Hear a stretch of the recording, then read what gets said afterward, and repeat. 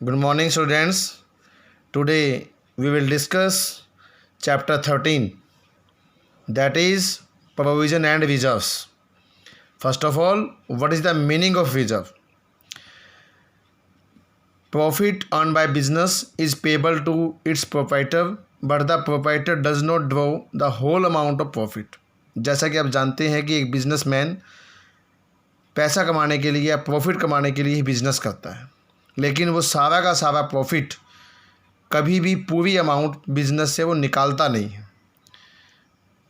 Profit का कुछ part वो बिजनेस में दोबारा रिटेन कर देता है या दोबारा इन्वेस्ट कर देता है, ताकि उसकी वर्किंग कैपिटल बढ़ जाए और या वर्किंग कैपिटल उसकी बनी रहे और उसके बिजनेस की फाइनेंशियल पोजीशन मजबूत हो जाए। इसके लिए वो उस प्रॉफिट को, जो भी वो प्रॉफिट कमाता है, उस प्रॉफिट को रिजर्व कर देता है। उसी पोर्शन को हम क्या कहते हैं? रिजर्व। यानी रिजर्व क्या हो गया? प्रॉफिट का वो पार्ट जो फ्यूचर कंटीजेंसी को पूरा करने के लिए रिटेन्ड किया जाता है या बिजनेस में रखा जाता है, उसको हम रिजर्व कहते हैं।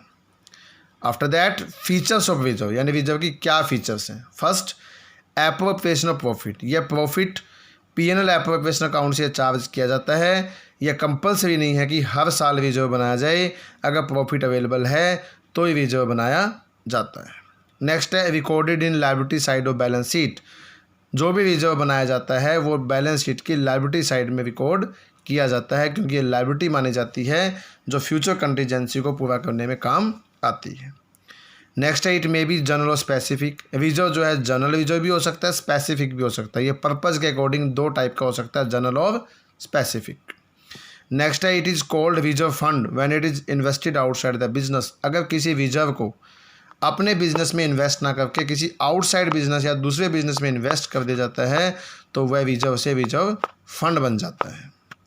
Next, objective of creating reserve, यानी रिजर्व बनाने के क्या मकसद हैं, क्या ऑब्जेक्टिव है, क्या उद्देश्य, हम रिजर्व बनाते क्यों हैं? फर्स्ट है expansion of business through internal resource. अगर हम रिजर्व बनाते हैं तो बिजनेस की इंटरनल फाइनेंशियल पोजीशन काफ़ी मजबूत हो जाती है, जिसे फ्यूचर में अगर हमें बिजनेस को एक्सपेंड करना हो, बिजनेस को बढ़ाना हो, तो वो पैसा रिजर्व का हमारे काम आ सकता है।